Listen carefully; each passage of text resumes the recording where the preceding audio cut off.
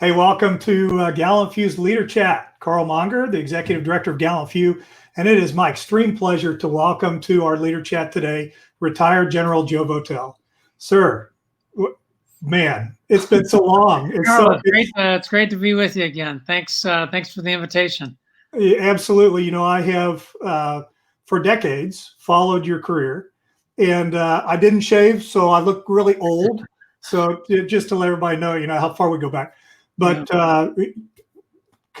you and I worked together in 1st Ranger Battalion a long time ago. You're the Ranger Regimental Commander on 9/11, led the jump into Afghanistan, went on to JSOC Commander, U.S. SOCOM Commander, CENTCOM Commander.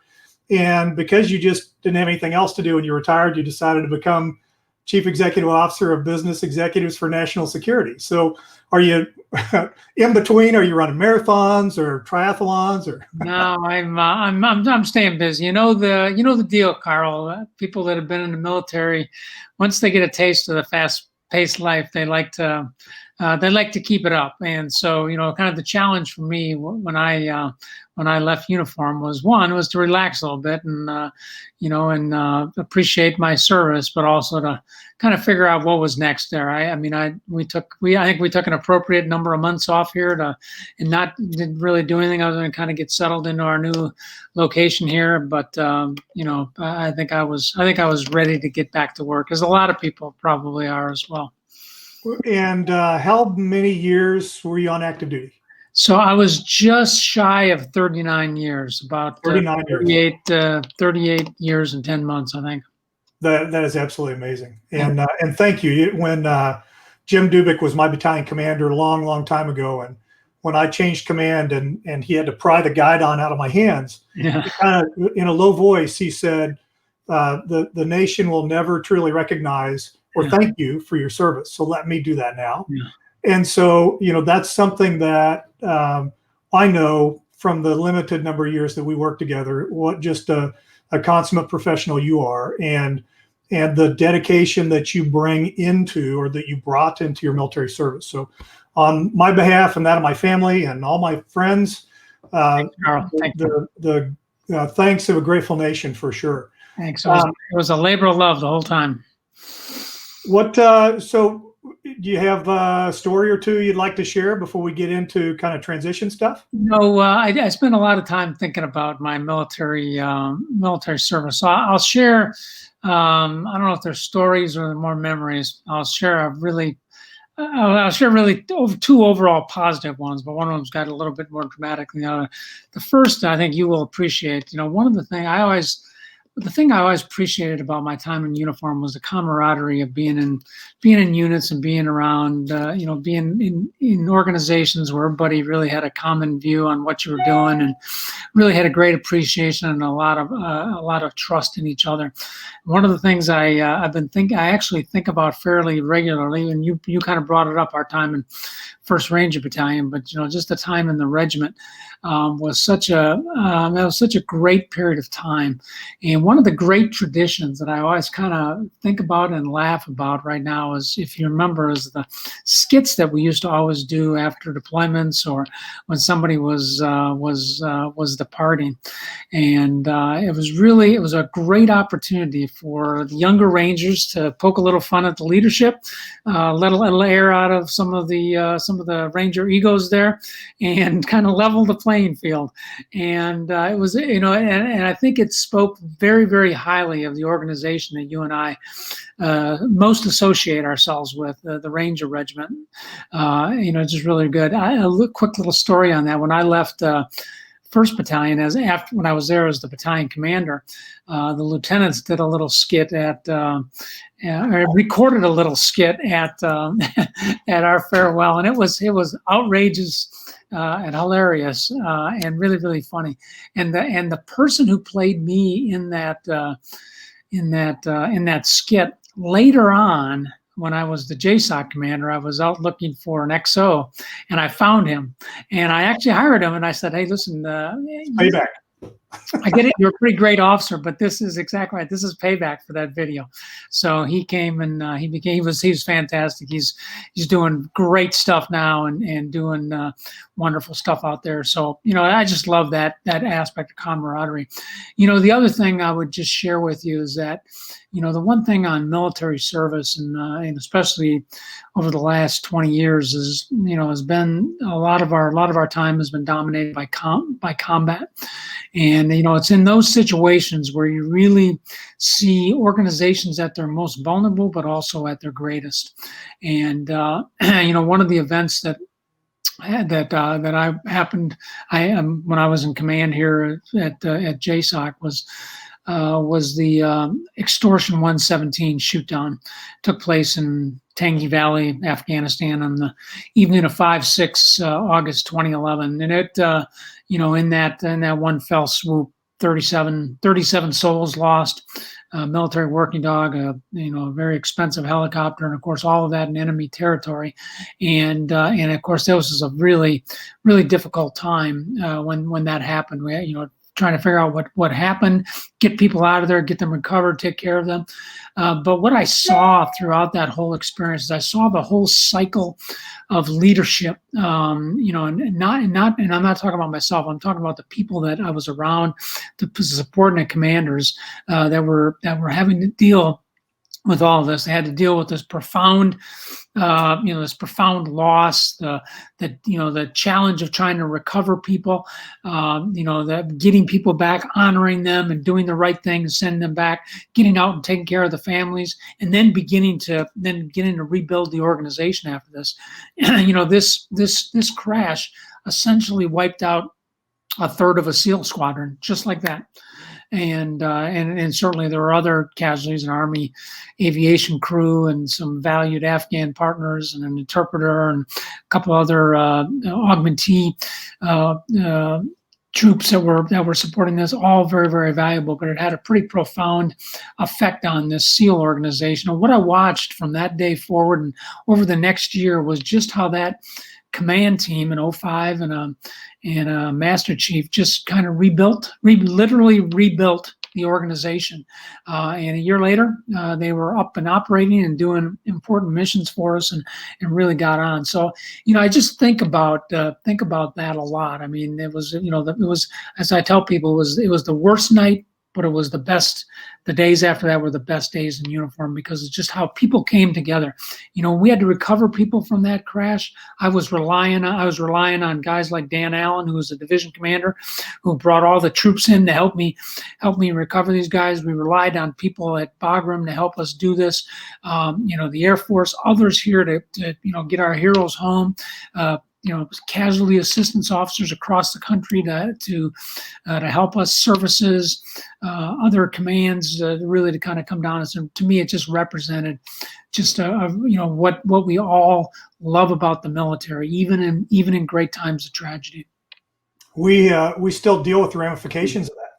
Yeah, because there are some special operators that were recovery party and search party and security and associated with that operation in various ways, and many of them today they struggle with either the things they see or had to do, or the fact that they weren't where they felt they should have been, maybe could have made a difference. And that whole, there is such a mindset, especially among the special operators, that we have to overcome.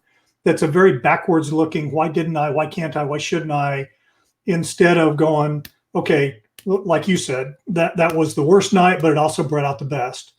But that made us who we are. It made that SEAL team now who it is. Yeah. They can't afford to sit and look backwards at the loss. They respect it, certainly, and mourn it, but they have to go forward. They can't afford to just sit back and, well, my life is over because this happened. You have to go on and accomplish the mission. And there seems to be a tendency among a lot of these warriors to say, because that happened, and dwell a lot on it in the past, then I can't go forward in a meaningful way, or I don't feel the motivation, or whatever it is. There seems to be a roadblock that gets in their way. I experienced a little bit myself after I left active duty, but with the Black Hawk that crashed in the Great Salt Lake, Sure. that can cause all kinds of stress down the road. So it's something that I think it's important that we talk about. It's important that those operators that are out there, they know that we know it's a thing. So talk about it. Find somebody else that you respect. Talk to them. Get your story out, because that's the first part to healing. So I couldn't agree with you more, Carl. And and as you know, the special operations community has really kind of focused in on this, taking care of people in their organizations, helping deal with this, getting psychologists, counselors, others down into organizations to talk to them. But even to just highlight how challenging a problem this is, even with all those resources, it almost isn't enough, because when people step out of uniform and they go back to their communities and they don't have access to all of these resources, as good as the Veterans Administration and our local health services are, they really do struggle to help address these kind of issues. So you're exactly right. People need to reach out. They need to feel comfortable with that. They need to recognize that everybody is dealing with something out there, and you gotta come to the surface and let people help you. Yeah, a lot of these warriors are very hard-headed. Yeah, and they're used to accomplishing things, and then right. when they start not accomplishing, it causes a lot of self-doubt. So right.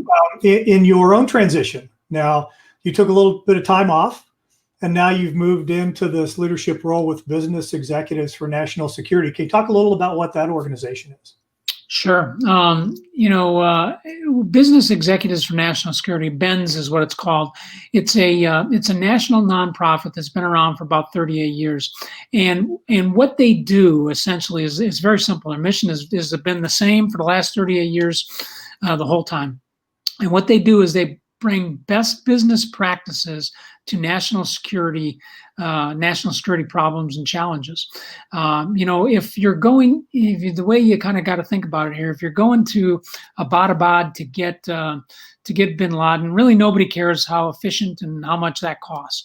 But the fact of the matter is, most of what happens in our national security enterprise on a day-to-day basis is business. And so, the Department of Defense, Intelligence Community, Department of State, a variety of other entities that are part of the national security enterprise can really benefit from expertise that comes from the private side. And that's what these business executives do.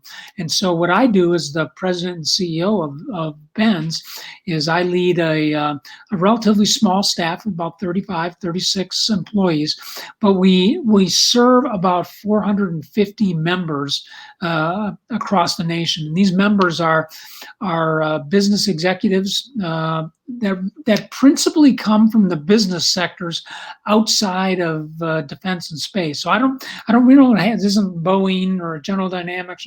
This is people that are in banking, they're in manufacturing, they're in commercial real estate, they're in communications, or in IT, they're in a whole variety of different transportation, utilities, they're in a whole different variety of things, but collectively, they have a lot of experience and expertise that they can share.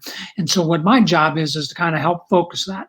And, sometimes government partners will come to us and say, hey, I'm having some difficulty with this. Can you help? And we can reach across our members, identify people with the right expertise, and then put a team together to kind of come and help them. And we take it as far as our government partners want us to take it. So it's a great organization. When I was in uniform, I worked with them on a couple of different occasions, and I just found it to be really intriguing. And it is completely pro bono. The government, we don't sell anything. We don't take any money from the government. The members, fund themselves. They pay for everything. And they just want to make an impact on the nation's security, and that's how they do it. How does a business person become a member of BENS? Well, what we normally do is we kind of recruit them in. A lot of it is word of mouth.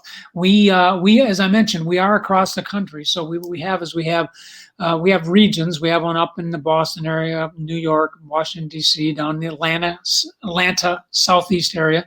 We have one in Dallas, the broader Texas Southwest area. We have one out in Silicon Valley, broader California area, and then we have in Chicago, kind of representing the Midwest. And so, if people are interested, they can take a look at the website and get some information with that, and then we're happy to follow up. But a lot of our recruiting is members identifying other potential members, and then we kind of recruit them and bring them along. And people can come in at a variety of different levels, depending on what they want to do and what they're interested in, and we almost tailor it to every individual member. We started a new initiative with GallantFew. We it's not our initiative, but we kind of helped launch it earlier this year, and it is a business resource group for veteran employers. So typically, some of the companies that are involved right now, American Airlines, Leidos, Charles Schwab, State Farm, they have members of their businesses that belong to, some companies call them military affinity groups, some call them employee resource groups. The catchphrase is going to business resource groups because they want to maintain a business focus and bring value to the business. But it occurred to me in helping a veteran that was moving into a business role that there wasn't a way to share information among these different large corporations that had supportive organizations for veterans within them with other companies that wanted to start these kind of things. So I'll have to shoot you a little bit of information on that. That might be something that Tony Main is helping us pull it together that might be good for you to take a look at, because some of those, the BENS members might get some benefit of being part of that network. I'd love to see that. I was actually chatting with a fairly recently retired command sergeant major just about a week or so ago. He retired about the same time I did, about 18 months ago. But what he did is he got linked in with a senior business executive who happens to be a member of BENS. We didn't do it through BENS, but this person happened to be a member of BENS. And what this business person did was basically take the sergeant major under his wing and kind of just brought him along. And he had an idea about what he wanted to do, and there were some opportunities here. And this senior executive, actually down in the southeast region here, basically gave him the equivalent of an MBA on the fly as he kind of went through that, kind of through the school of hard knocks, but helped set him up. So today he's the president of his own company here that is doing some important work. But again, there are people out there that are really keen to do this. One of the big lessons that I've learned on the outside, and it doesn't seem like one that you wouldn't think would be in the place, but it just reminded me is that, sometimes people in uniform have a tendency to think that our patriotism is defined by the uniform that we wear. And what I would just share with you, my experience at BENS, my experience in the 18 plus months that I've been out, is that that's not the case. There are people around the country that are as patriotic as anybody wearing a police uniform, a fireman's uniform, or a military uniform here, that really care about the country, really care about veterans, and want to help them. And as you suggest, the part of the challenge is trying to make sure we kind of link these people up so we can create that intersection and get veterans the help they need. People out here understand the benefit of what veterans bring to the game. That's for sure. Mike Schlitz likes to say that everybody serves in their own way. That's exactly right. There's a good example right there. So the challenge then is to go find your way to serve. That's exactly right. That is exactly right. And that's how many of these business executives serve the nation. That's the way they look at it. It's about giving back to the nation, doing something good, using their God-given talents to help the nation move forward. So that's a very, very noble undertaking, I think. We got a couple minutes left before we're done. I certainly want to respect your time. Calls to action for veterans. What kind of advice would you want to give, or challenges? Well, first off, I would just share a little bit of thoughts on my own transition and kind of offer what I did, and then I'll talk a little bit about maybe some calls for action on the outside. One of the things that I did, and somebody suggested this to me, and I always thought I was too busy while I was on active duty in the last 6-7 months here to be thinking about what was next. But I actually took some time to talk to people who had made a successful transition, some who struggled in their transition. And I have to tell you, Carl, that was one of the most important things that I did, and I'm so glad that I did. It gave me the benefit of other people's experience, and gave me some ideas about what I wanted to do. One of the most poignant discussions when I sat down with somebody is they asked me, well, what are your goals? What are your objectives in your retirement? What is it that you want to do? And I was like I was struck by a diamond bullet between the eyes, because I'd never actually even thought about that. But just that conversation right there really forced me to think through that. So, I want to encourage veterans as they get ready to depart service, or as if they've recently departed service, is talk to people. Talk to people about what you are interested in doing. Ask questions about things you don't understand. Believe me, people are figuring it out all the time, and they are very, very keen to share their expertise and experience in their own transitions. Not everyone goes well, and there's learning to be done from those that don't go well either. And can I jump in on that real quick? Because sure, absolutely. In what I've seen, both in my experience when I was in, but in a lot of veterans after they're out, when you're in the military, there is a very clear path to retirement. Not everybody becomes a 4-star general, but you can hang in there, do 20 years, or retire in 8 or in 05.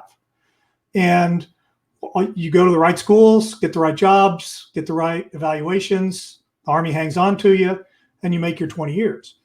That doesn't happen in the civilian world. So when they come out, if they really haven't thought through their plan, they go into a company thinking somebody's going to lay out my career for me. So what school am I going to go to? What, after I do this job for a couple of years, what's next?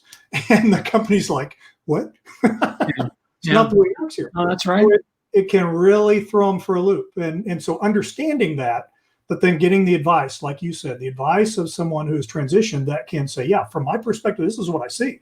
That's huge. So the other thing I would just share on this, when we're talking about transition, is veterans not selling themselves short and not self-selecting yourself out of opportunities. Sometimes we do that we can't do that, or I don't have that qualification, or I can't get into that particular school, or something like that. I think we need to be mindful of that, because there are great services out there. One of the nonprofit organizations that I work with now is an organization known as Service to School, and what they do is they help veterans, and particularly enlisted veterans, get to the best schools in the nation. There is a little bit of a self-selection out of these opportunities by people going, I couldn't go to Harvard, I couldn't go to Stanford, I couldn't go to the University of Chicago, I could never get in there. Whoa, hold on, you can. And by the way, those schools are looking for people exactly like you. And so, what really drew me to this organization was this very noble cause of trying to help people, aspire to everything that they want to be. And so I would just encourage people to, don't sell yourself short. If you were, I was an infantryman, you were an infantryman, that's kind of the general specialist of the Army, but frankly, it sets you up to do a lot of things. And don't sell yourself short with what you want. You're, as a veteran, you come with a lot of great capabilities that and experience that that many people don't have, and in some cases take a lifetime to achieve. And you've been able to do it in a relatively few number of years for the most part. So, that's absolutely right. And GallantFew has a group of mission support partners, Service to Schools. We're very happy that we have an official relationship with them, because we learned sometimes we have to relearn lessons over and over again. We can't do everything for everybody. And so we're really good at digging into what's going on between your ears and helping kind of set that straight. And we do a lot of talking about the azimuth check and stand on azimuth, but part of that's the education. We are not experts in education, but Service to School certainly is. So that is a great little organization. Yeah. Yep.